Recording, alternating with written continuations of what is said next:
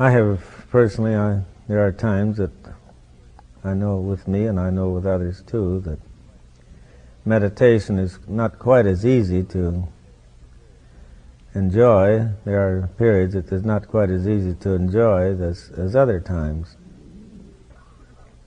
I have had certain problems that I've been thinking of, about.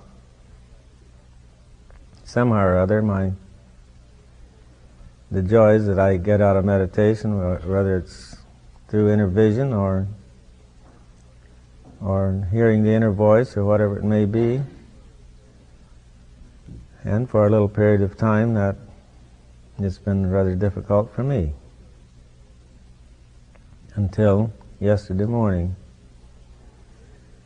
And it seems that there is a way. I don't know, I don't seem to be able to do it just right every time, but there is a way for me that I can sort of sink into a state of introspection where, and when you begin to listen to and to hear the murmurings of the Spirit, and then it just seemed like all the doors were open yesterday morning after a little period of, like we'll say, the low trough between two waves. And I think we all get into those periods sometimes, but those are the times that we get ready for a large wave or a great buildup of experience and get on more on the high tide of things. But it's what happens in the trough between the waves is what has to do with how much you're going to acquire or have or enjoy as we become the high wave, high part of the wave. Well, I was able to hear many things. I just listened to them. All my effort was just to get myself into a condition so I could hear, and I was so intently interested on hearing that and listening that of course intensifies your concentration, and finally you kind of get there. Well, anyway, since I've been a yogi, a little yogi, tiny yogi compared with my great yogi, I feel that I have learned some of the things that have given me the life satisfaction. I have learned through his wisdom and understanding that there are things existent that the average intelligence never dreams of. But the ways and means to get to these deeper and greater understandings has to be done through a lot of tremendous and long sustained practice. But no farther than I have gone through under his guidance, I can assure you, and I'm sure that you all intuitively know that what I say is true, whether some of these things have come to the surface in your own consciousness or not, I don't know that, but I can definitely assure you that the wise men and the yogis and the saints and sages have something in common amongst themselves that the average human being don't know anything about. He has never tasted it. It's being heralded to him, all right. We have the information, we have the heralders that declare these things, but how many have actually experienced or realized some even of the lesser experiences that can be had from out of the joy of spirit? I really believe that when we self-investigate these areas of consciousness, that we don't need to have someone to convince us all the time or to sell the idea to us, that we'll discover it ourselves when we make proper inquiry. I'll admit that in my religious background, that that the great statements that we have that are unrealized by millions have an esoteric value, but it seems that I could never take hold of anything tangible until I met my yogi. Well, I was so at the end of my rope and end of the road and so undone, and I was willing at that time to listen to anything. But I guess maybe that's a requirement too. I don't know for sure with everyone, but it was for me. But I have found a new way of life, and one that's highly and most satisfactory. And I have realized that there are these intelligences on the other side, come from somewhere, I don't know where.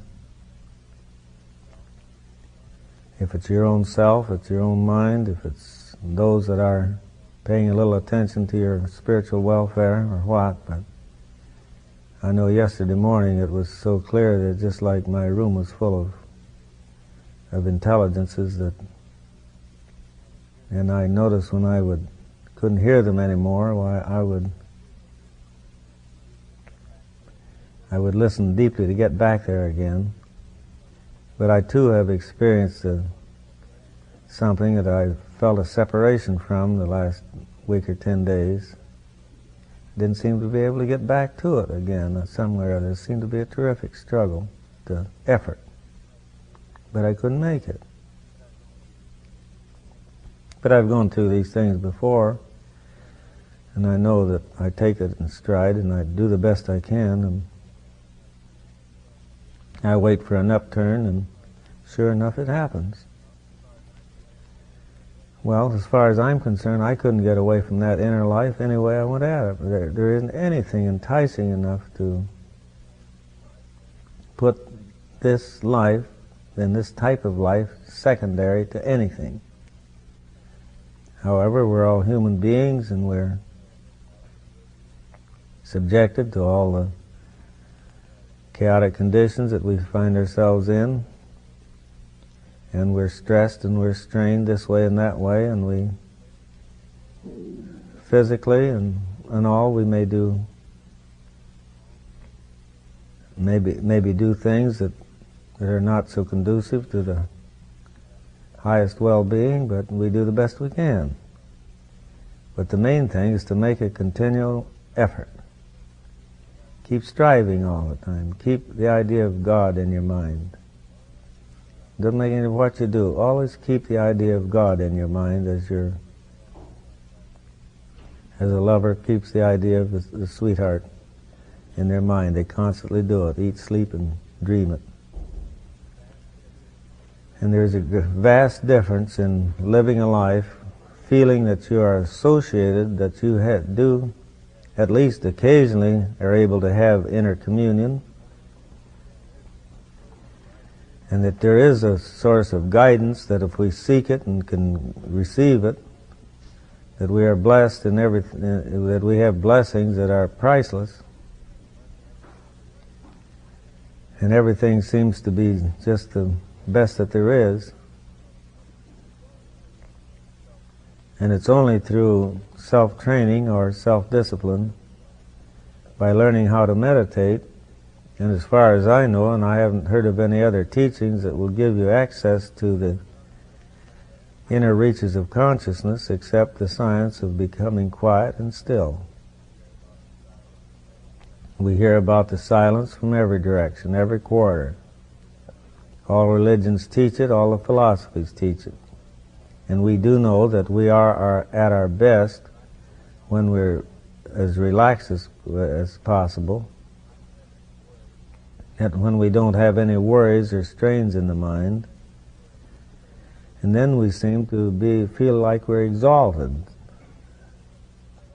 And I think we could have a high state of exaltation many, many times if we could just learn how to get the lid off, or that blanket that we constantly covers the mind, which is no more or less than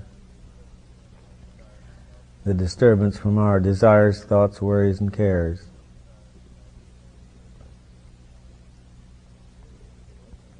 And if you want to hear the inner voice, I'm telling you, it's not an easy thing to get into that condition, but you can by practicing. And just keep at it, even although we seek the Lord or God, and we seem to receive no answer. But if you'll keep at it long enough and persistent enough, and there'll be many evidences of this great indwelling presence that can respond to you, then will respond.